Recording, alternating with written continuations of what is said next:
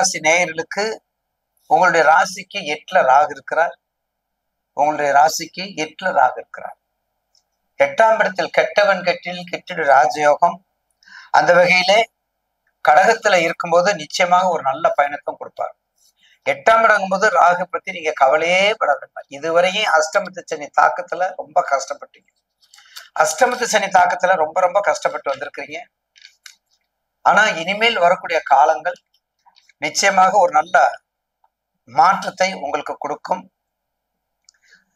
அதாவது உங்களுடைய கேது ராகு 8ஆம் இடத்துல இருப்பதனால் வம்பு வழக்குகள் எல்லாமே குறைய ஆரம்பிக்கும். அஷ்டமத்துல வருகிறதுனா அதாவது மிகுந்த கவனத்தோட, ராகு 8ல வருதுனால கவனத்தோட இருக்கிறது நல்லது. வம்பு வழக்குகள்கிட்ட போகக்கூடாது. பெண்கள் சம்பந்தப்பட்ட எந்த விதமான பிரச்சனைகளுக்கும் போகக்கூடாது. பெண்களுக்கான எந்த விதமான பிரச்சனைகளுக்கும் போகக்கூடாது. எதையுமே திட்டமிட்டு நீங்க செயல்பட முடியாது.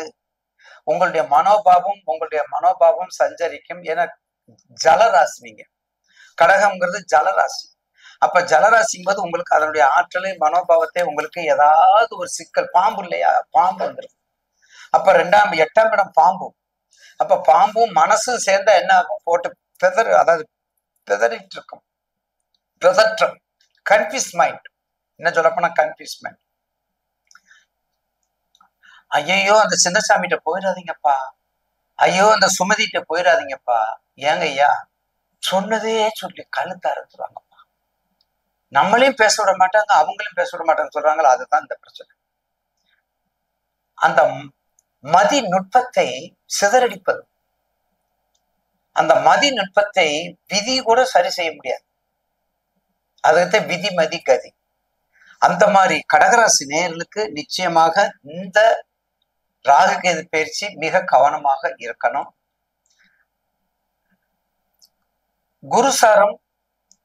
குருசாரமோ சுயசாரம், ஏன்னா அதுல உங்களுக்கு இருக்கிறது புனர்பூசம் பூசம் ஆயில்யம்.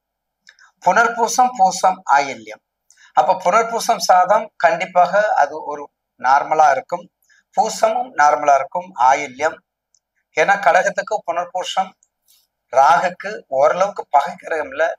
பூசத்துக்கும் சொல்லவே வேண்டாம், ஆயிரத்துக்கு சொல்லவே வேண்டாம். புதன் ராகு தான், நட்பு கிரகங்கள் தான். அப்படி இருக்கும்போது உங்களுக்கு வேண்டிய வெளிநாடு, துணிமணி, டெக்ஸ்டைல்ஸ், நீர் சம்பந்தப்பட்ட அனைத்து தொழிலும், நீர் சம்பந்தப்பட்ட அனைத்து தொழில், வெளிநாடு போறது, தாயார் உடல்நிலை, மருத்துவம், ஆராய்ச்சி, அறிவு, கட்டுரை எல்லாத்தையும் பார்த்துக்கோங்க. இது எல்லாத்தையும் பார்த்துக்கோங்க. இதெல்லாம் பண்ணும்போது கண்டிப்பாக உங்க தொழில் அஷ்டமத்து சனி முடிஞ்சு கலகலப்பாக வந்திருக்கிற நேரத்துல இந்த ராகு பயிற்சியும் உங்களுக்கு பயப்பட வேண்டியதில்லை. கொஞ்சம் கவனம் மட்டும். வம்பு வழக்குகள், பகல்ல போக்குவரத்து, இரவை தவிர்த்திடணும்.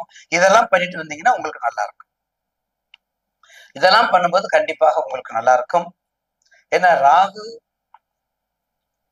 அந்த ராகு இருக்கக்கூடிய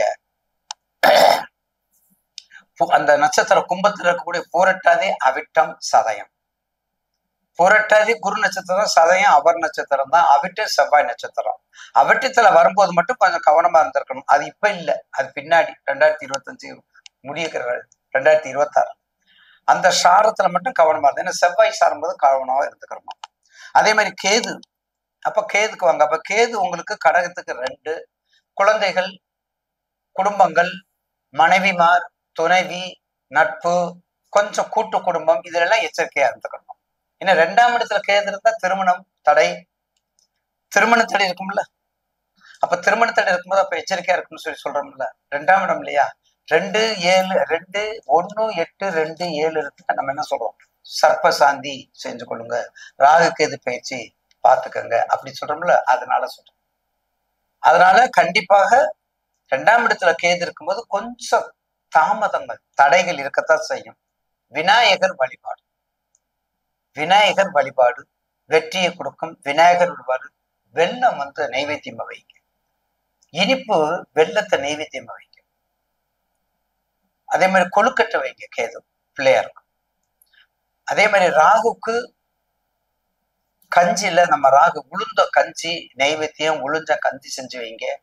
எலுமிச்சை மலை போடுங்க, வேப்பிலையை கட்டி போடுங்க,